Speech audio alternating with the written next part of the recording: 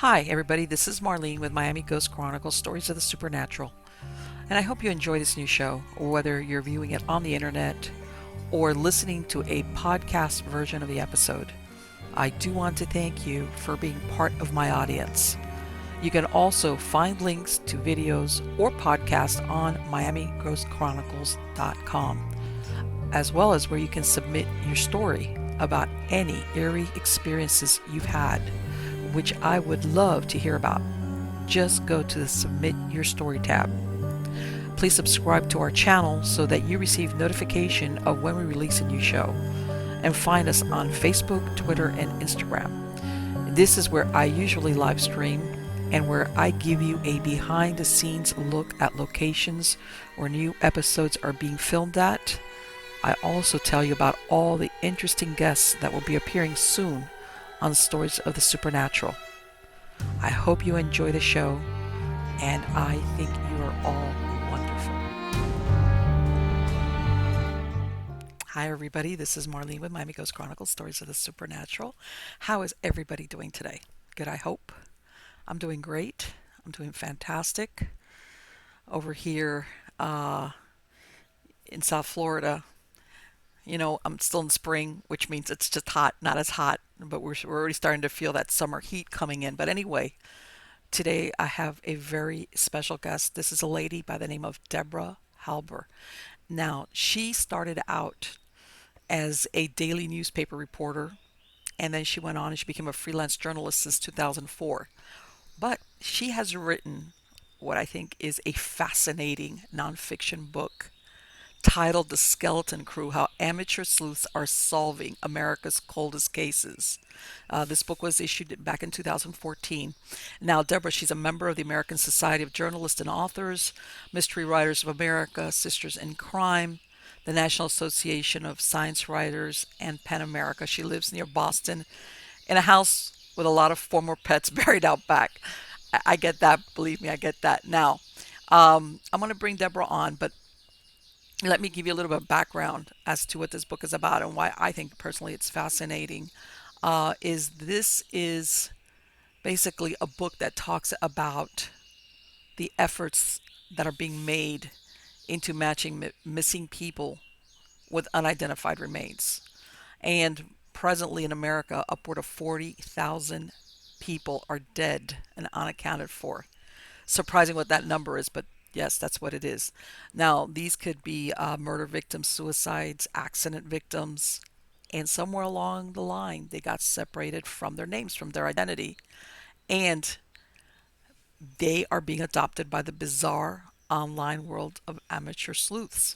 So let me bring on Deborah, and we'll take it from there, and she can tell us about how she decided to go ahead and start working on this book, which we were discussing even before we started taping, that probably before the advent of the internet, and for people basically across the world, if you think about it, to be able to look into databases and match notes, this wouldn't have been possible. But anyway, how are you doing today, Deborah? I'm doing well. Thank you so much for having me. On the contrary, it is my pleasure. And like I gave that short intro, Deborah, about, you had obviously you had done, reporting journalism prior to this. So what got you started, or got you to decide to write this book? Had you done some reporting on this beforehand? Well, just because of my background in reporting, I kind of recognized that this was a really unknown, undiscussed problem, and I started to realize that it actually had national implications.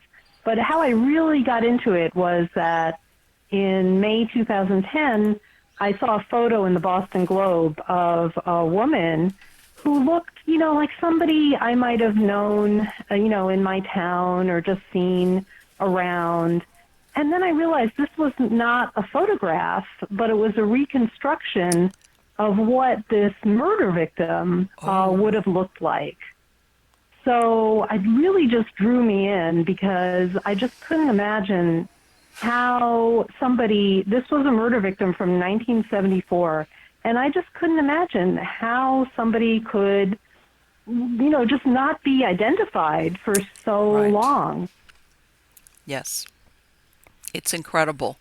Yeah. Sometimes these artists, these sketch artists, I've seen some of those renditions that they do, and some of them are really very close to what the person looked like, depending on, you know, when the person was found. I know sometimes Yeah. they're recently, discovered, and they could do it pretty, but sometimes I know they work with a lot less than just a person that recently deceased.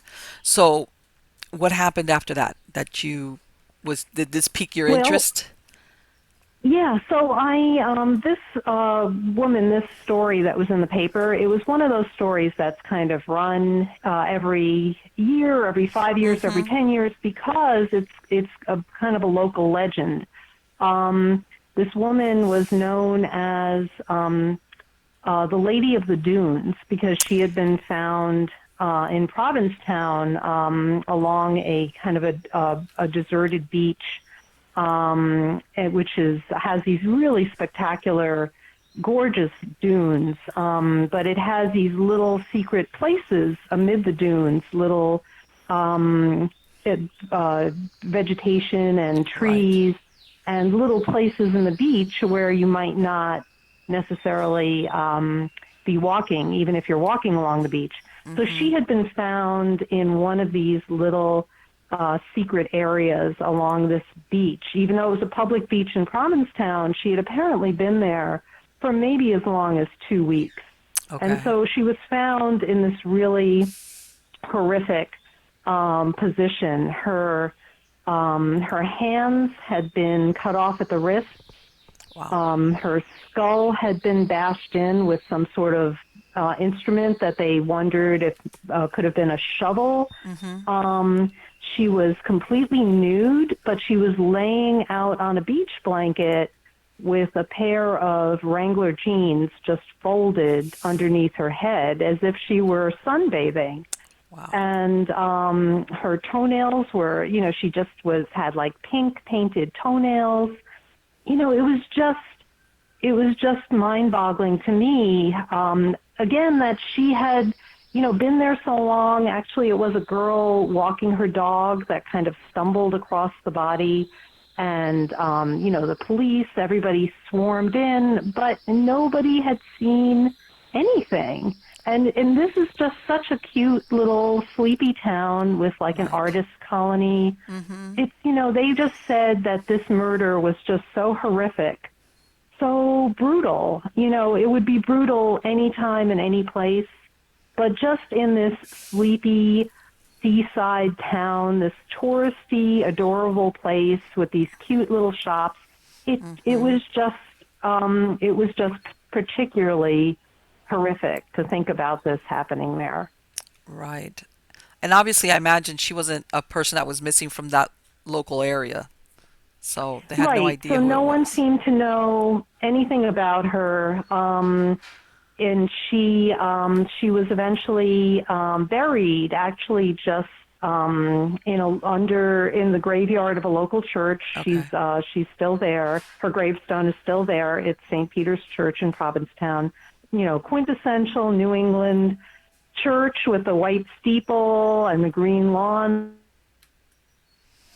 Yeah, and I imagine what happened. I take it that probably the police, because I know that usually they start like right around the area where the person was found, and then they kind of widen their search. And I imagine what nobody came forward and said, "I know who that is."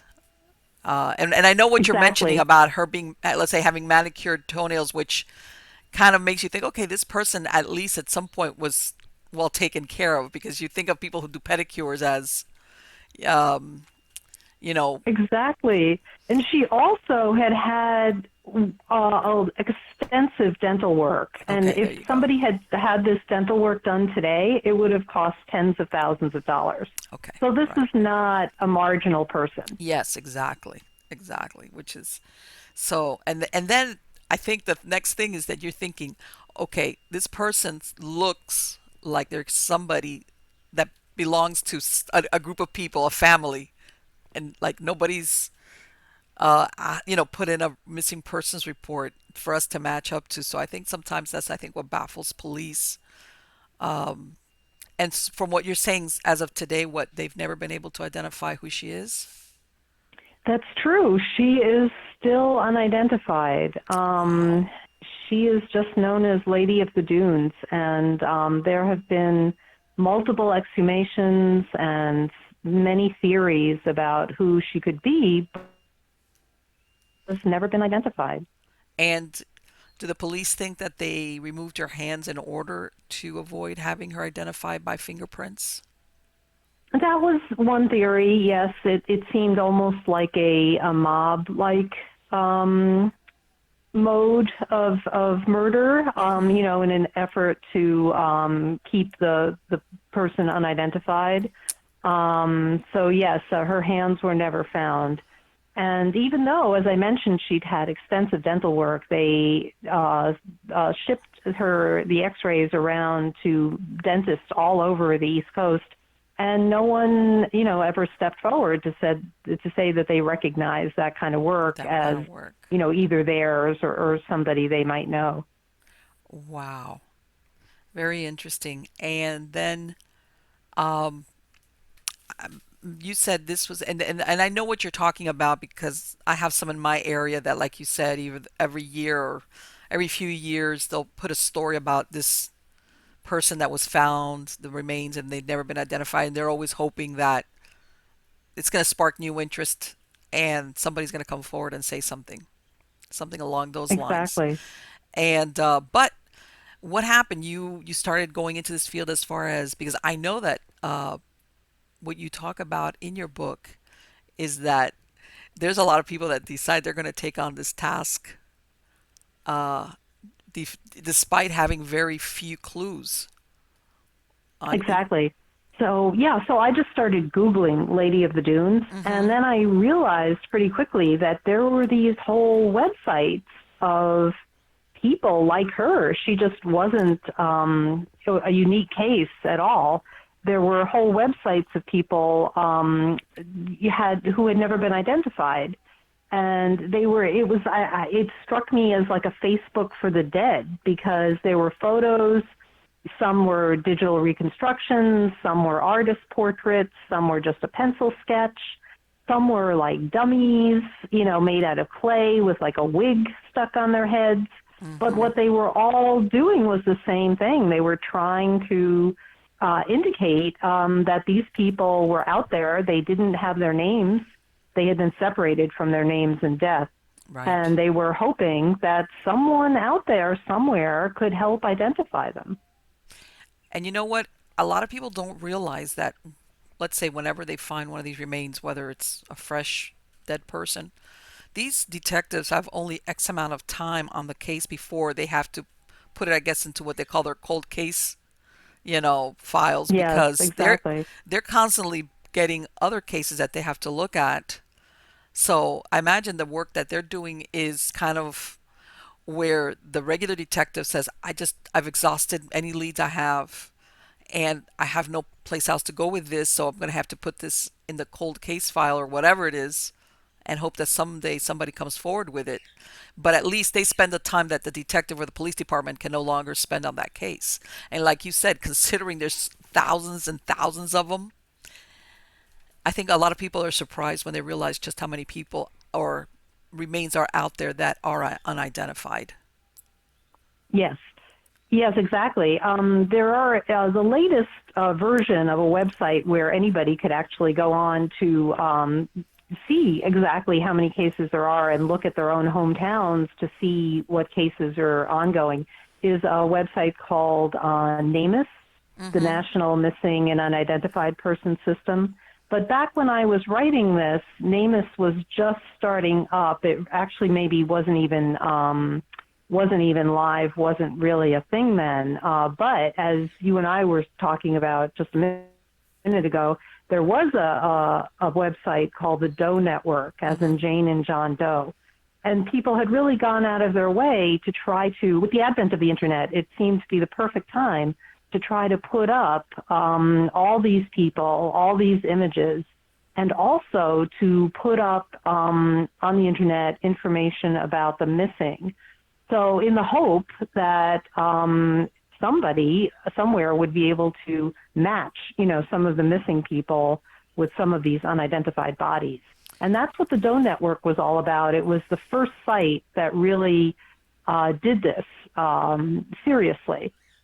So that was I think 1999, and it was it was hard to use computers back then for this kind of Yes. purpose because it wasn't it wasn't Yeah, it, this was the time of websites. dial-up modems. It's like, Exactly, exactly. You had to spend all the time to yes, I dial up remember. and wait, and Yep. kept getting disconnected. Mm-hmm. And then the people who were creating the websites, they looked pretty, primitive. They weren't slick looking at all. Yep. You practically had to know some programming in order to Yes. even use them, let alone create them. So Mm-hmm. it was very early on when these kinds of things were getting to be a thing, the unidentified and the missing on the internet. Right. And the thing is that, like I was saying, I know sometimes if the person has been recently discovered, even though, and I'm going to give an example. I know it depends a lot on the circumstances, but let's say here in Florida, South Florida, a body will decompose very, very quickly between the heat and insects. In other words, it doesn't take long before all you got is skeletal remains. So I know sometimes, depending on how soon they find the person, is how good the artist or the details that they have. And it's still surprising because I've heard of victims that were basically just skeletons, like bones, and due to artist rendition, or I've seen also that they do that, the clay, Mhm. basically a reconstruction. Finally, they've been able to identify them, but sometimes they don't have much to work with, and it's very tedious, I think, when you trying to match any little clue to maybe a report of a missing person that might be who this person that was found is. Right, exactly. And one of the and some people don't realize that, and that sometimes if the I want to say the family, if the family or the people that knew that person never, let's say, files a missing persons report, in other words, the police have no way, or the authorities, or even them, have no way of saying, hey, you know what? That person that's been missing and nobody's ever heard from them again, that's who these remains belong to. So, Exactly. And what's really insidious is that even if a family files a missing person report, and there used to be all this misinformation going around, and I think unfortunately it still exists in some places, the misinformation that you have to wait 24 hours or mm-hmm, 48 hours before you can declare somebody missing. That's not true at all. right, But there is this feeling, there was this, these, this assumption going around that that was the case. So sometimes these reports would get delayed. Other times they would get filed, but the information wouldn't really go past a local jurisdiction. So if right, a person went missing in one town or county, and they even crossed a state border and were, killed or died or committed suicide in the next state or county, they may never have put two and two together. There were so many right. cases like that. It was just shocking to me that that was the case. One woman went unidentified. Actually, it was a Florida case. She went unidentified for more than 20 years, and she was literally found in the next county. Right, and that's incredible. And I'm glad you bring that up because the internet, besides helping these websites, it kind of helps some police departments as well. Because I think most police departments now they have a page to, unsolved cases. But like you said, all you had to do was maybe go one county over, and that's it. That case, in a way, dropped off the face of the earth because each police department was just worked on their stuff. That's it. Right. And unless it was for lack of a better word, a killing spree where all of a sudden you had a bunch of, let's say, that type of victim, where maybe then police would start looking around and saying, hey, maybe we have a serial killer, for example. But otherwise, if they were few and far between, you're absolutely right. They could just be as close as a county over, and there was no connection made between the police departments. Yes, exactly. I can relay really quickly that Florida case I was talking about if you are interested. Yes. So it was in 1982 Mm-hmm. that fishermen in the water off the west coast, off of 20 miles west of Edgemont Key. I'm pretty Okay. sure that's the west coast, Manatee County, I guess. Okay. So they found a young woman. She'd only been dead about a week. She was wrapped in a green bedspread and like a homemade Afghan. And she had been obviously, her body had been obviously weighted down with a cement block with a rope Okay. around her waist.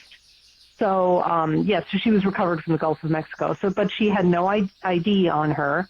They didn't know who she was, Mm-hmm. and so it was literally her son, decades later, who never knew how his mother disappeared or why she left. He always assumed that she had left him when he was Mm-hmm. 8, and it was really hurtful.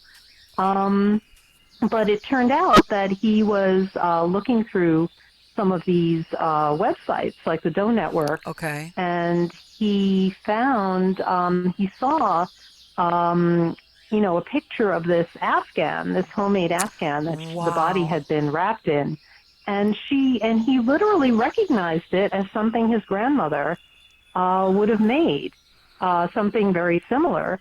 And that is how one thing led to another, and he actually was able to help identify his own mother, who was 29 when she was apparently killed by I think her husband at the time.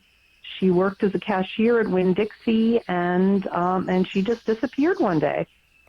Wow. So it's just unbelievable, though, that that this clue, from clue to clue, that over the years that she was finally identified.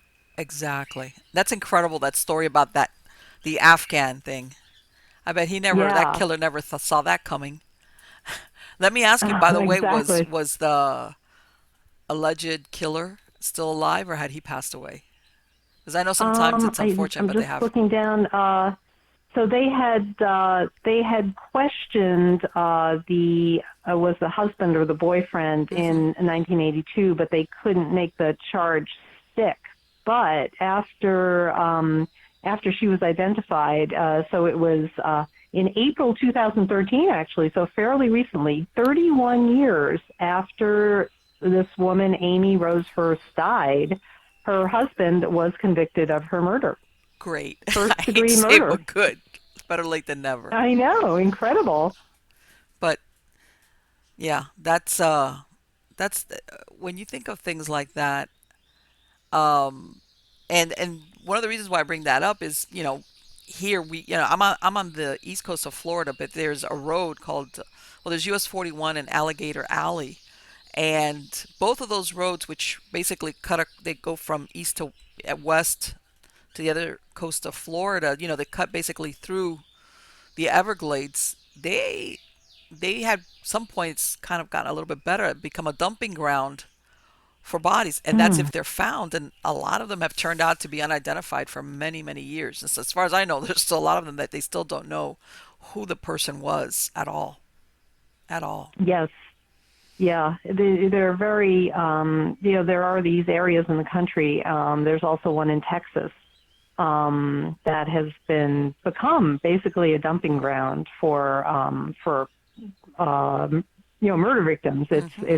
terribly disturbing that these areas are become these dumping grounds, and that, when investigators start looking into them, they just find more and more bodies.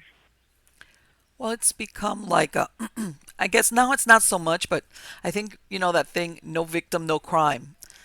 I imagine when these Right. people, let's say that lady, she disappeared. Maybe her husband was told, "Oh, she ran away. She didn't want to be with me anymore. She took off with a boyfriend."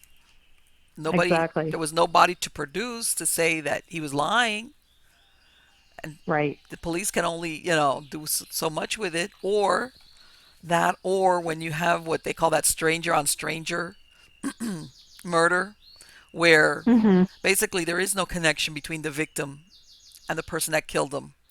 So where can Yes. they can't go anywhere. They question those around them, but if they have alibis, that's a lot of times I think where a lot of police departments get stumped on Yes.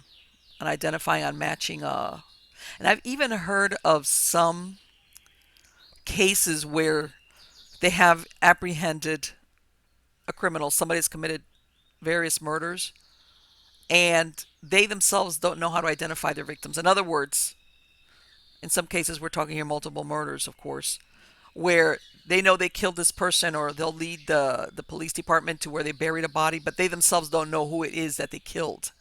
So Right. that kind of like they have the perpetrator, but as far as who that person was, again, they don't have any idea. And you know what? I'm glad, as far as considering everything, that, well, I'm sure he's a man by now. He was able to help identify and find out what happened to his mother. Uh, Exactly. And and that incredible hurt that I don't think a kid ever gets oh, over, of thinking course. that their mother just left with no reason. And then to know that she never would have left, she Right. never would have left him. Exactly. It And I it, think that it that's really something that, makes a big difference. and especially if this happens when you're a child, and authorities come in, and of course they're talking to all the adults, and him, and I don't know if he had siblings or not. What is he going to tell police? I know my mother wouldn't have left me because I know it. But the police are not No, going to pay attention usually to a child. They're exactly. always just talking to the adults, and a lot of times a child will know, I know my mom would never have left me. But time moves on, but hopefully when you become an adult, you get some satisfaction like he did.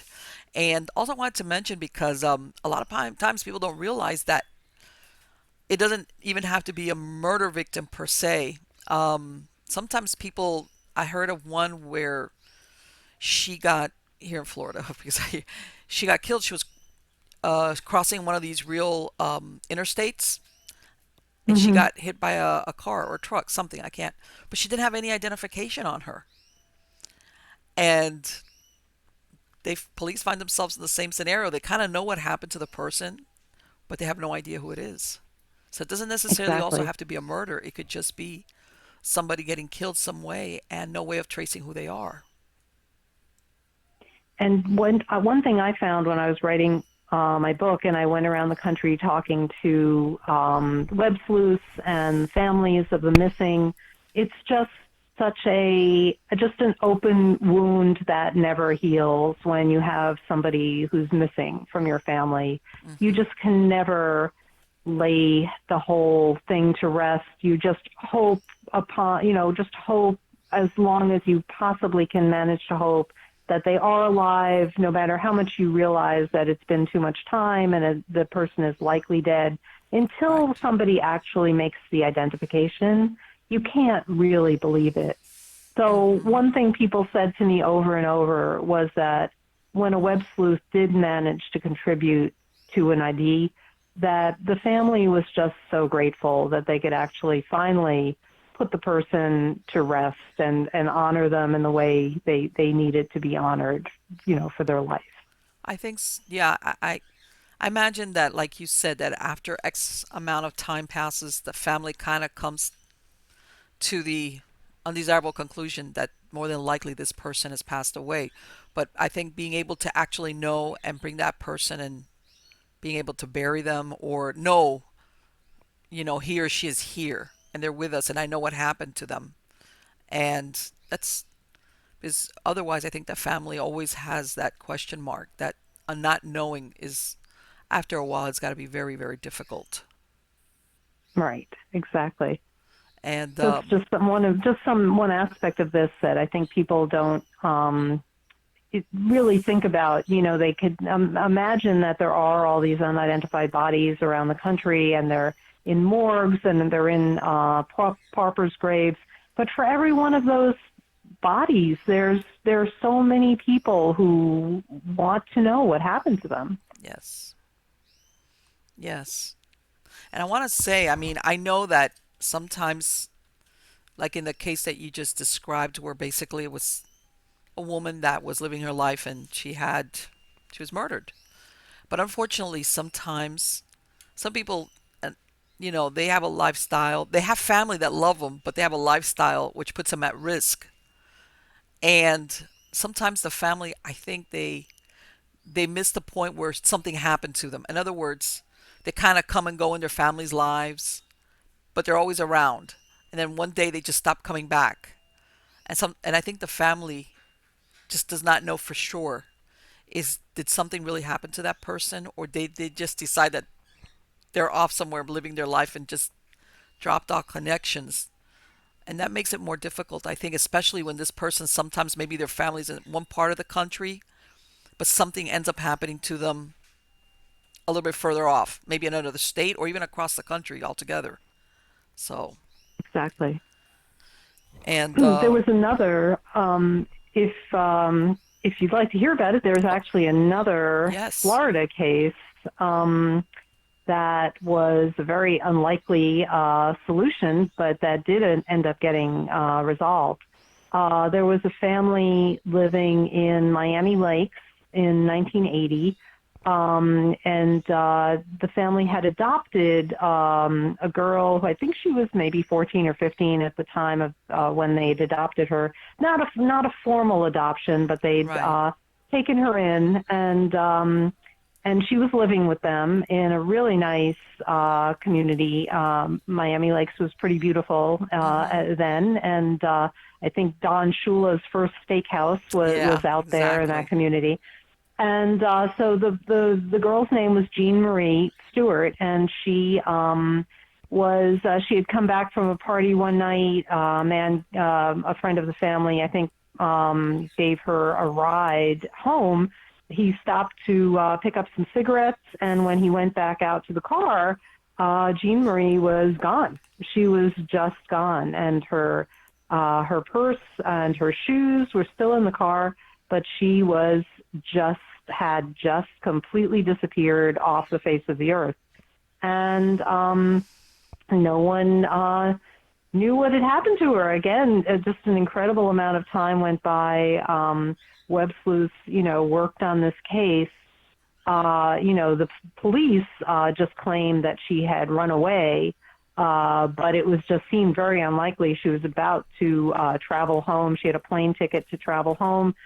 She loved her family, the family in Florida. She was going to tell her family back in Pittsburgh how happy she was and how she was thriving and doing well.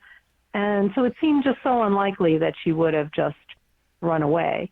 Um, but again, in one of these completely unlikely solves, it was a web sleuth who, decades later, had seen a Florida website that listed some unidentified remains.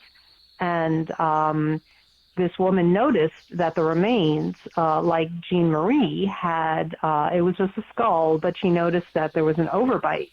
And Oh, both the girl and the skull had an overbite. So this web sleuth contacted the local, sent faxes to detectives in Dade County mm-hmm. and Hialeah, where the body had been found, where the remains had been found, that she believed that those remains belonged to Jean Marie Stewart. And the detectives, to their credit, jumped on the suggestion, and within 2 weeks, she had been identified. And that was Wow. not until 2007.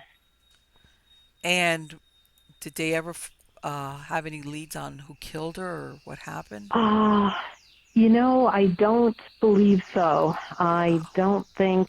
I think to this date, the murder It's still unsolved. is unsolved. Wow. Because, I mean, I'm very familiar. I grew up in Hialeah, so I mean, I tell everybody I grew up in Hialeah when Hialeah only had cows and a racetrack. But Hmm. it's very close Well, to. there was some speculation. I guess Hialeah, or even in Miami Lakes in the 70s and 80s, there was that serial killer Christopher Yes, Wilder, I Christopher believe, Wilde. Yeah. making the rounds. Hmm. Yeah. So there was some speculation that she might have been one of his victims.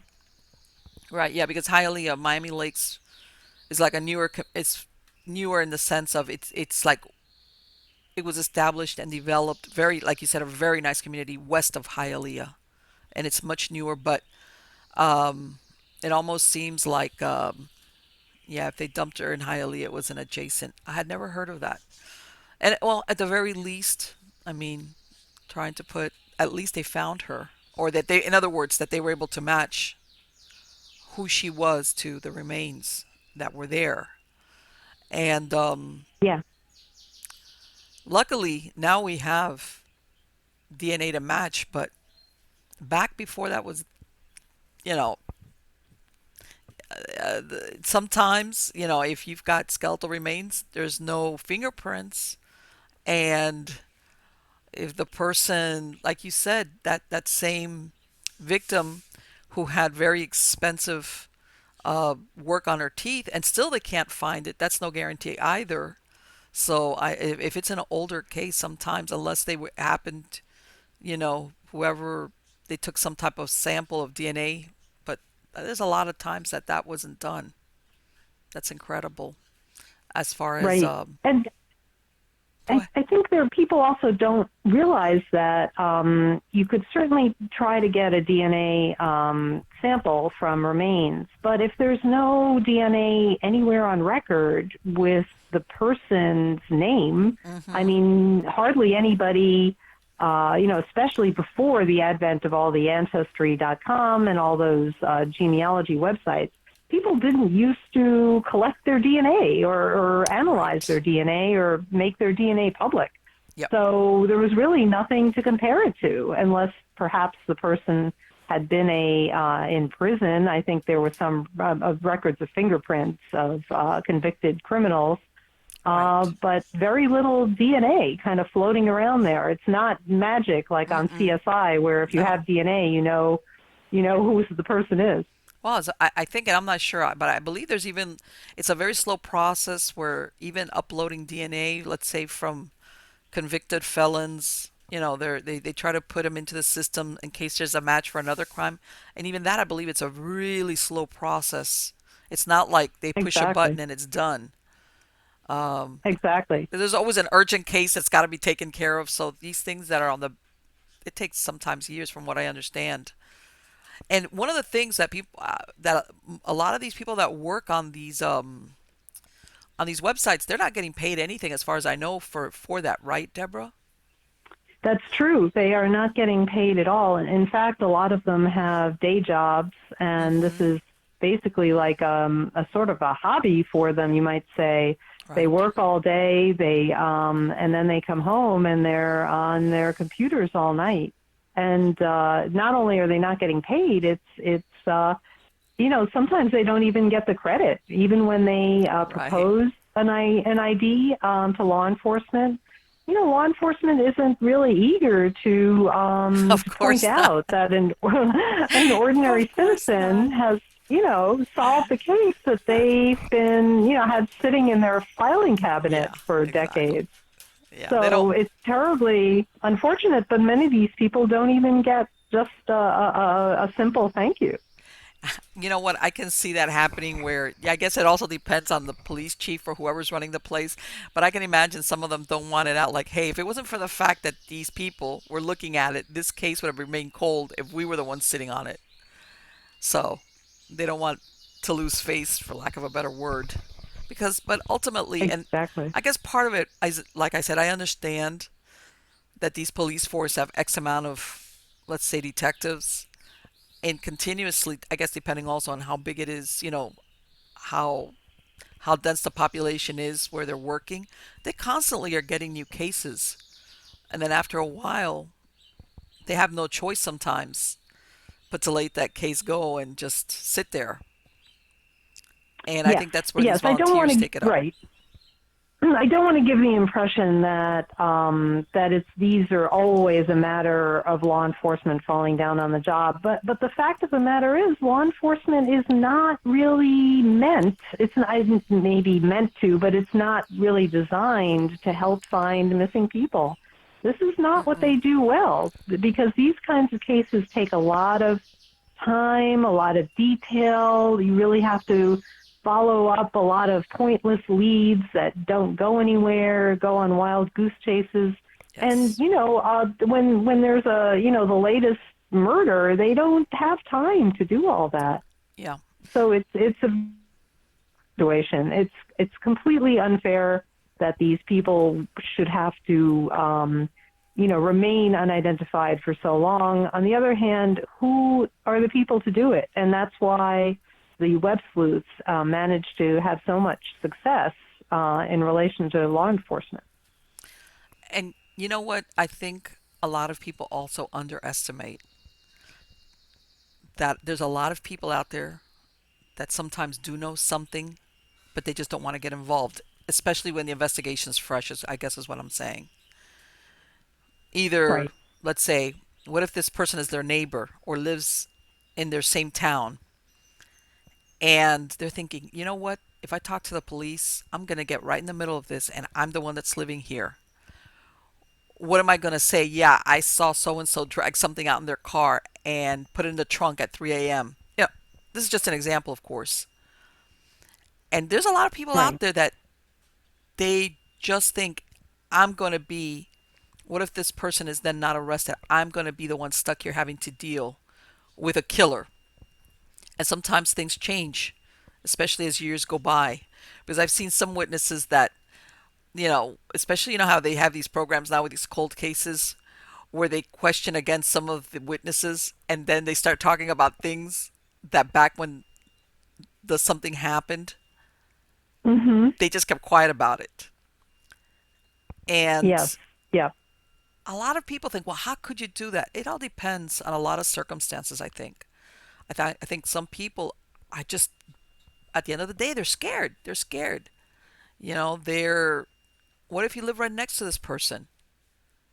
And you're thinking, if I get involved with this, if I talk to the police, but what if they don't arrest them? I'm still stuck living next to this person whom, for all I Exactly. know, killed their wife, whoever. And then he might come after me. And everybody's thinking, boy, that's fantastical. But not really. Not really. I Yeah, mean, absolutely. It can be a very thankless thing to get involved yes. with especially with somebody else's criminal case.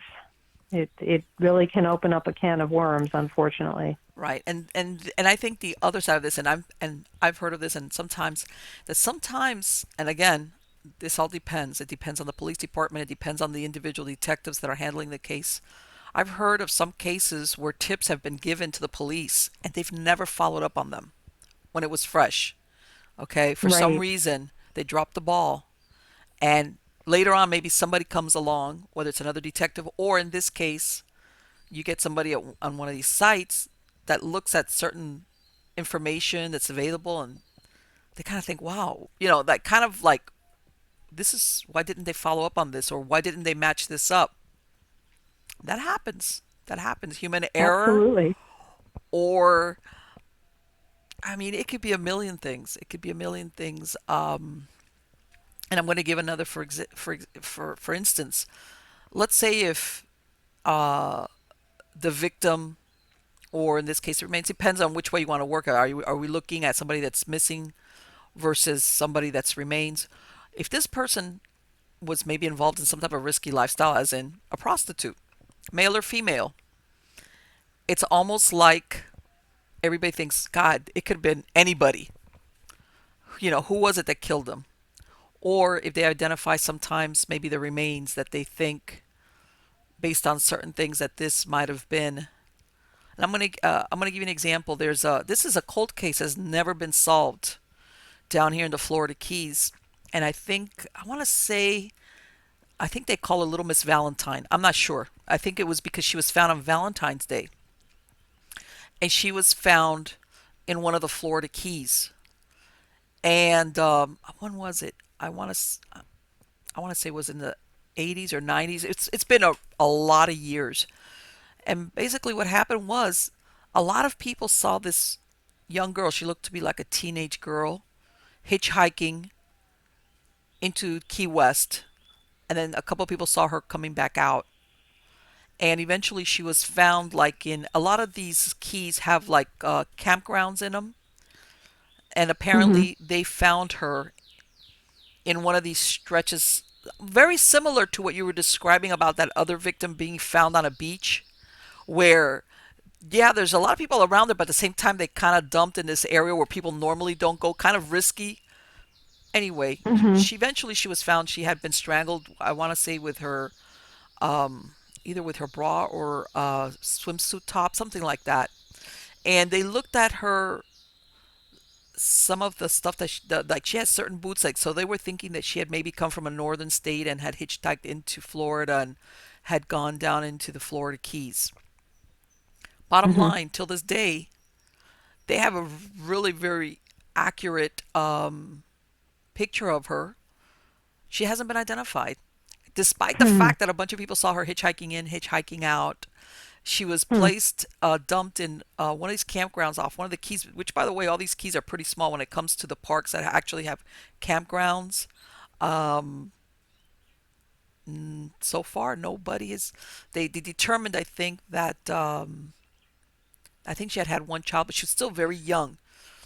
She was either late teens or early 20s. I know sometimes, but and it's incredible. Nobody has, and I know they've tried to match her up with certain missing people, but so far nothing, and that still remains Oh, a I think I mystery. see. I see the one you're talking about. Is it possibly Bahia Honda Yeah, Keys Bayanda. Bridge? Yeah, Is yes, that it? Oh, I've okay. stayed at that campground. It's in the campground areas. Usually, it's especially in the well, what's winter here. You get a lot of snowbirds, but that it's incredible to think that somebody actually killed and dumped a body there because usually you see a lot of tourists and residents, but at the same time, like what you said, there's little pockets in there where it's just scrubby and brush where people would not go in there. So it makes you think maybe it was somebody that was familiar with that area and said, I yeah, Yeah, and it's. I see. Well, anybody who wants to can definitely find the details of this case you're mentioning online. yeah, It's certainly out there. yeah, I would exactly, actually I would actually encourage anyone who is interested in this topic or has had their interest piqued by hearing us talk about it. I think anybody should go check out this website called NamUs. It's namus.gov. okay, It's a Department of Justice website. It's completely free and open to the public, and you can just take a look and check for missing people, check for unidentified. You can click on unidentified persons, and then you can just actually put in your own state or your own city or your own town. And I guarantee you, you will be shocked at how many unidentified bodies there are just in your own yeah, neighborhood. yes, So it's exactly, very interesting. And then if you want to, you can if there's a certain case that the details kind of jump out at you, you can go right to the missing persons database and check again for maybe a surrounding city or state and see if any of them seem to match up to you. yep. It's completely doable. Anybody can do this, Because on especially NamUs, now with NamUs. It do they makes it put stuff very like what they did with accessible. that case where either clothing or in other words, identifiable stuff as far as like what he did with Exactly. that kid that well, I imagine he was a man when he did it, that he matched up the Afghan to something like what his grandmother. So they do post stuff like that on there, right? Exactly. Yes. Okay. So there's a section called circumstances, I believe, or let me just see, or any items found with the body. So you could really read up, and as in many cases here, there are actual photographs in addition to a reconstruction. The images Mm-hmm. we were talking about earlier. In Right. addition to the reconstruction, there are also photographs in many cases of whether there was an article of clothing or a belt buckle or anything a piece of jewelry that might have been found with the body. So you could actually see the real Right. images right here on this website. Right. I mean, I imagine that, yes, stuff like that that's very, sometimes it's very personal, and that all you need is the right set of eyes to see it, to say, wait a minute, Right. you know. But, and I guess originally what we were saying is that, yes, sometimes you will get people like that lady that was killed, that her son caught up, and basically did his own investigation. But what I was saying is sometimes there's people that, because of their lifestyle, either they're runaways or, they're in a risky, that sometimes, I don't know if it's the police departments, they think, God, this could have been anybody. This, for example, that girl looks like she didn't even live here. Okay. She had come down here into the Keys, and more than likely, not absolutely, because there's no way to know that, but more than likely, probably she didn't even know who it was that killed her. And this person, all he had to do was get back up on Overseas Highway and head on out of Florida, and that was that. And Right. unfortunately, even if they, I guess my point is, even if they never find who killed her, I think that finding out who she is and giving her a name, besides Little Miss Valentine, I think that's got to mean something, and hopefully even bring her back to her family, um, and find out what her story is, because Exactly. It's that's just so terribly sad that these yes, things go on so long. And it's heartbreaking to look at these images. These digital reconstructions look like a photograph. They're so detailed and beautiful and precise, and the color is realistic. And you're looking at this like I looked at The Lady of the Dunes, and you can't believe that this isn't somebody that you would just yeah, see anywhere in your town or walking along a street.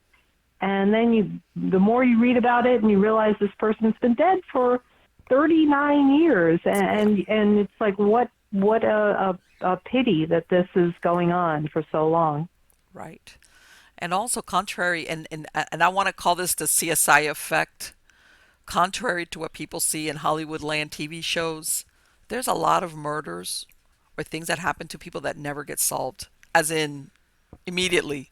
Because we see these TV shows and we kind of think sometimes that things happen to people and they're resolved and everybody finds out about it and the killer is caught and sent to jail or whatever. But unfortunately, there's a lot of these cases that are not, that just, even sometimes if they identify the person, they don't know who the killer was.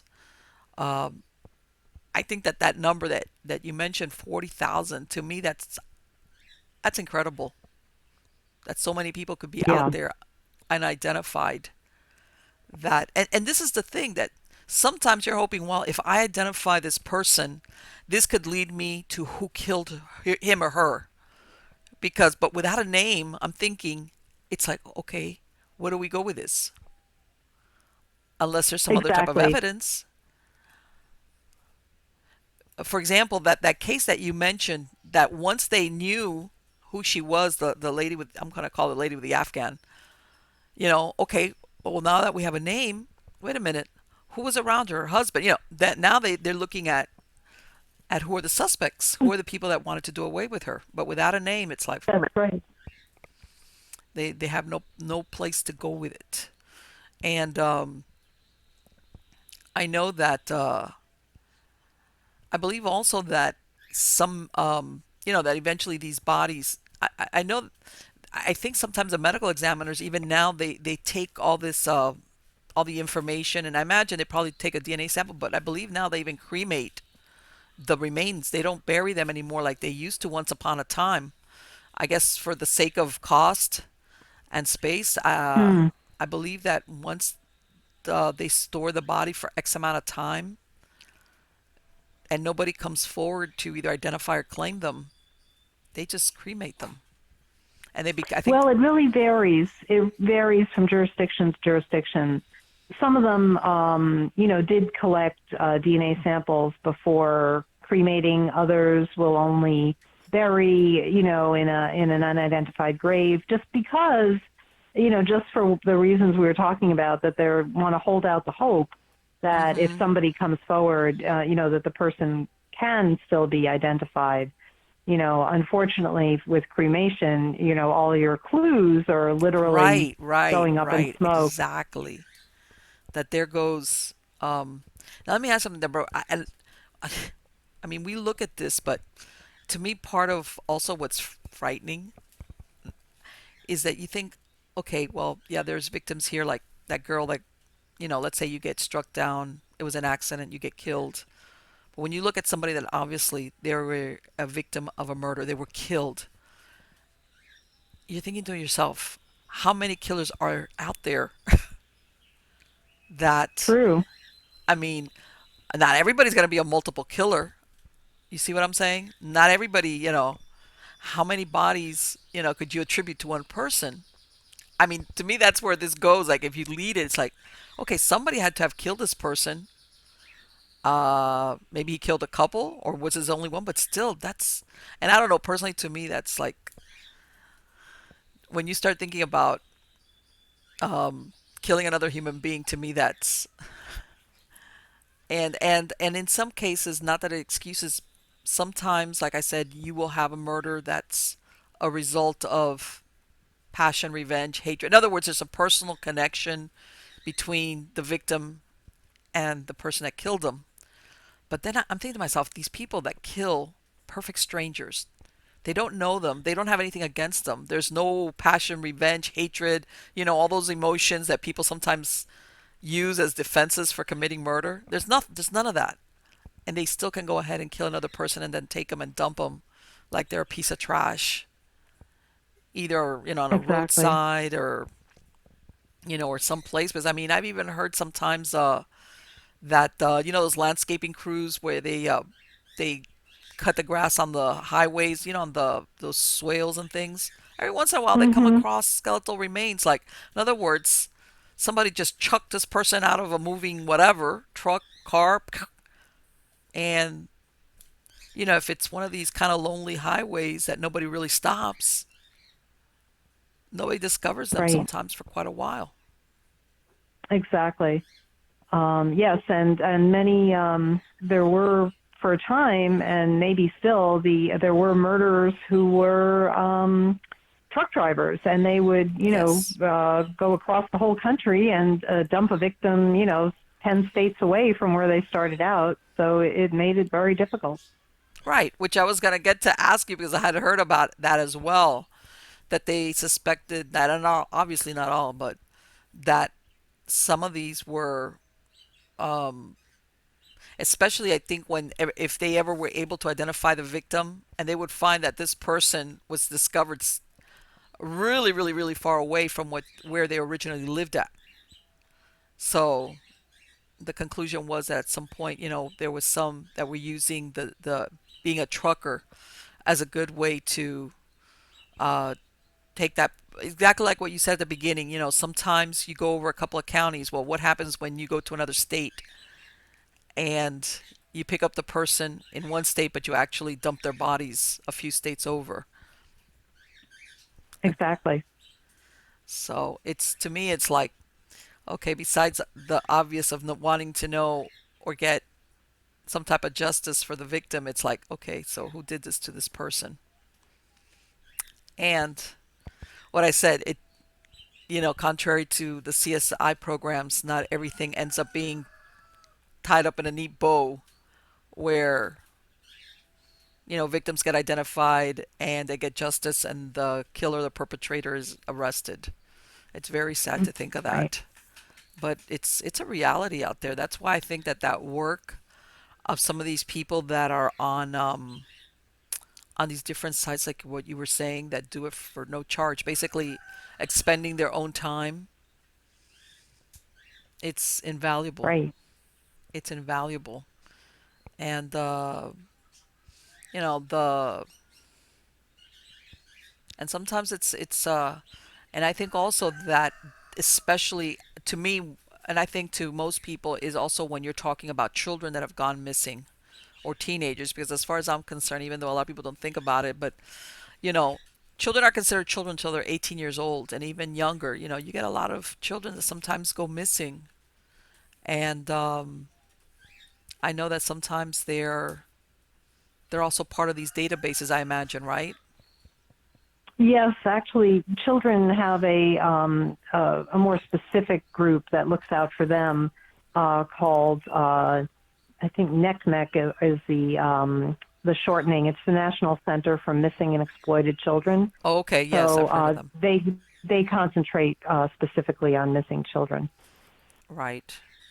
Yeah, because I know in that case, I know sometimes they look at, parental abductions, things of that nature. And I hate to say it, some parents do that. They take their kids and they kind of disappear, and they you have no idea what happened to them.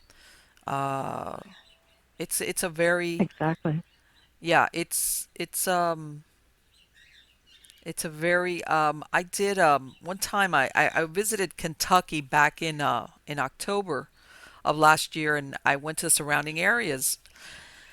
And right outside of Lexington, there's a town called Georgetown, and I went and I visited a cemetery there.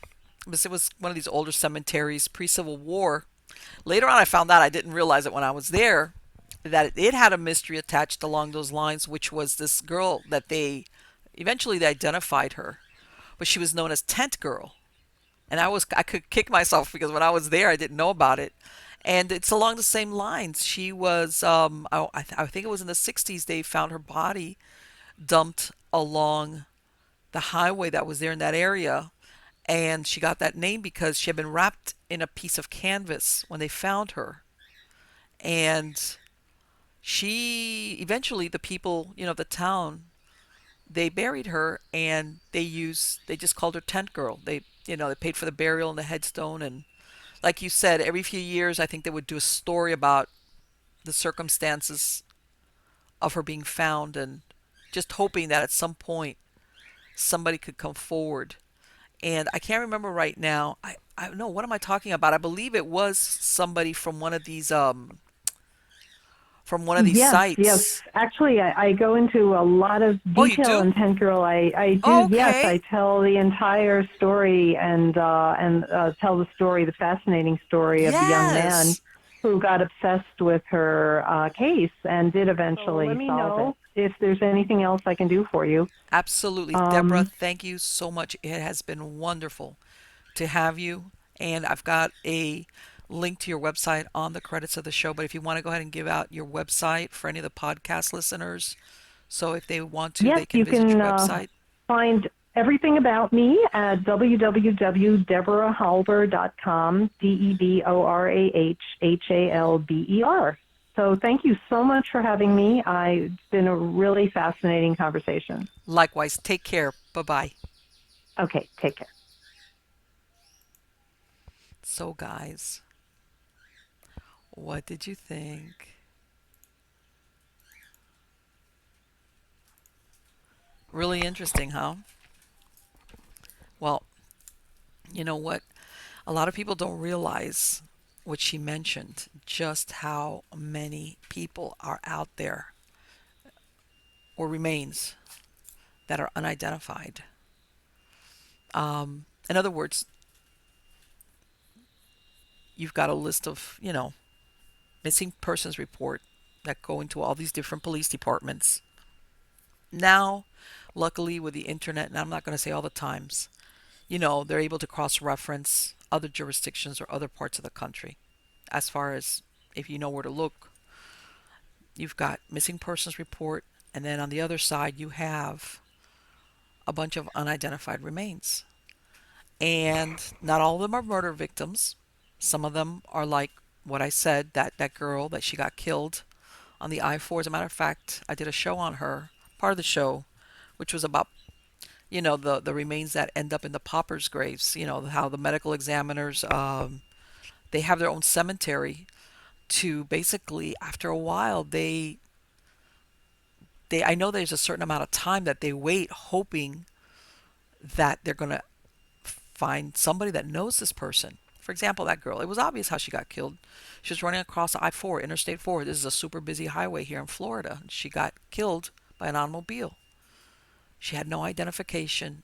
There was nothing on her person to kind of even point them. Later on, years later, obviously they buried her. Okay, but they had taken a sketch of her face because, of course, when they received her, she was recently deceased, which helps a lot. They sketched her and they put it, I guess, on some type of database or something. Many years later, a friend of hers, like when she was killed, she looked to be like a teenager. A girlfriend of hers, I want to say 20 something years, decides, I'm going to find out what happened to so and so. And I guess she couldn't find her, and she, who knows, maybe she kind of suspected something along those lines. Ends up coming across this sketch of her. And guess what? That's how they found her. Because of this friend, who was now obviously an adult, looking for an old friend of hers when she was a kid, when she was a teenager, sees the sketch and says, man, that looks like so and so a lot. Turns out she contacted the police departments. Like she said, you contact one and then the other and then the other. And before you know it, everybody kind of connects. And it turns out that this girl was originally from Wyoming. Okay, she was 17 years old. Can't remember her name right now. Drawing a blank, sorry. But anyway, she ends up marrying. Apparently, she came from she had broken home, dysfunctional family lifestyle. Ends up marrying a 40-something-year-old guy, abusive. So she runs away from home. She runs over home to Florida. She's like, I'm leaving town. She leaves Wyoming, comes down to Florida. I think she had hooked up with an older guy again at some motel. Again, unfortunate, but she ends up getting killed. Now, as far as I know, I might be wrong. As far as I know, her family of origin never put out a missing persons report for her. So, of course, down here in Florida, they have this young girl. Nobody comes identify her. They can't match her to any missing persons report. They bury her. Luckily, her friend, many, many, and many years later. And I guess my point is, not everybody is a murder victim, or like that lady that they find. Some people, they know exactly how they died. They just don't know who they are. And part of that is, in some cases, people sometimes have family members, whether it's a mother, a father, a sister, a brother, a child, who just decides that they want to do really risky stuff. It could be a host of things. They could have addiction problems, mental illness. It could be anything. And they still have a family that loves them, but they just don't know how to handle them. And then this person, of course, comes and goes, and the family up to a while is like, okay, if I don't hear from this person for a month, 2 months, but they'll show up, they pop up.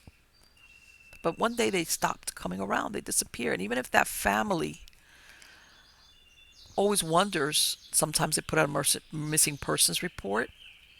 But like she said, if this happened to God in another state, sometimes you don't even have to even go that far. If they ever something happens to that person, whether they were killed accidentally or murdered or whatever, yeah, just to be able to, and I hate that word closure, but just to bring resolution to that family, to let them know, you know what, this person, this is what happened to them, this is where they are. Some families, it breaks their heart, but, sometimes they just cannot control certain family members from doing things that they're thinking sometimes you'll speak to some of these family members and they'll tell you, that was one of my biggest fears I always had with this person, that something was going to happen to them. And I think that despite the fairy tale that they're hoping for, that not knowing, I think that in the end, part of them wants to know what happened to them and where are they, or let's bring them home. I mean, whatever the case might be, it could be a number of things. And what that work that people do on these websites, like I said, for no charge, sometimes it's really slow. And if it's a really, really old case, sometimes the evidence is minimal, or in some cases, if they found only skeletal remains, let's face it, you don't have fingerprints, there's no skin. Um, and look at the case that Deborah described. Even if the person, if their teeth are there, even if they've had dental work, because I have heard that sometimes they can even, if they can match it up, like the dentist, a certain dentist, it kind of leads them back to their patient records, who that person was. And even then, that's no guarantee, you know? Now, I have heard, for example, there was another case, I want to say, I can't remember. This happened in Central Florida. Same thing. They discovered a girl. She was dumped, I want to say, like into either a lake or a canal. Bottom line, they recognize her dental work as having been done in another country.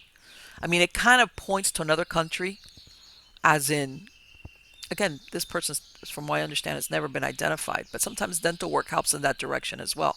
But again, even then, that is no guarantee that you're going to find who this person is. It's very painstaking. And what I like to point out, and what I talked to Deborah about, that's kind of scary because somebody had to have killed these people. If you take out the ones that were killed in accidents, who killed these people? And of, do you think everybody has been found? I don't think so.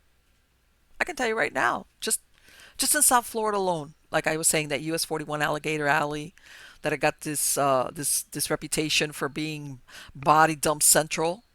Let me tell you something out there between the heat, the insects, the climate all year round. Okay, it doesn't take long for a body to disintegrate. If you dump it out in the Everglades, you've got water, humidity, bugs, alligators, okay, who will dispose of your evidence, as in the body. And it's like, yeah, I guess my point is, for all the bodies that are discovered, there's a lot more that I'm sure have never, ever been discovered. Either one, there's nothing to discover anymore. Whatever was gained is just totally gone. Okay, or two, they're in some place for some reason that somebody never looks, is never going to come across. And the question is, who were the perpetrators of all these crimes? And like I was saying, this is not CSI. Unfortunately, we don't live in a perfect world where the people that do the bad things always get snagged. Even though, like this one that they did now, the Long Island, the Long Island original, I'm sorry, the Golden State Killer. I'm thinking of something else. The Golden State Killer, the original Night Strangler, you know, he just got apprehended after committing these horrible crimes in the 70s and 80s. And I mean, this guy, he committed robberies, raped, murder. They guess at some point he was even going into the homes. In other words, he was observing his victims to the point that he was going into houses before committing the crime and setting everything up for him to be able to gain entry and leave. They finally caught him. But again, I'm very glad he got caught. But there's a lot of them like that, psychopaths, whatever, sadists, that never get caught. I know that's a horrible thought, and us normal people always, we want what we see in the movies or in the program, that eventually that person gets their just desserts. But that doesn't always happen. And I guess my advice to anybody is, don't try to be a victim. You know, whether it's because who you're surrounding yourself with, or where you go, what you do, or sometimes it just comes down to being self-aware of where are you, what's going on around you. Because you know what? There's a lot of these killers, which basically they prey on people based on opportunity. Everybody thinks of, like, let's say the serial killers, have they have certain types. Sometimes, but if you're one of these sadists who all they want to do is just kill, snuff out a human being, sometimes they just go on the spur of the moment when the opportunity presents itself. So in other words, don't make yourself a target. Don't make it easy for somebody to victimize you. And by the way, not only women, and men as well. Men get killed also. Men can have a lot of horrible things done to them. I'm not saying necessarily women also. Women only. But anyway, guys, I hope you like this show. Go ahead, subscribe to the channel. Make sure you get notified of any new shows that I release. You can find me on Facebook, on Twitter, on Instagram. My true believers, make sure to send me your stories at miamighostchronicles.com. Submit your story tab. Okay. And I've got a lot of fantastic guests coming on. I really enjoyed spending this time with you, and I look forward to our next show together. Take care.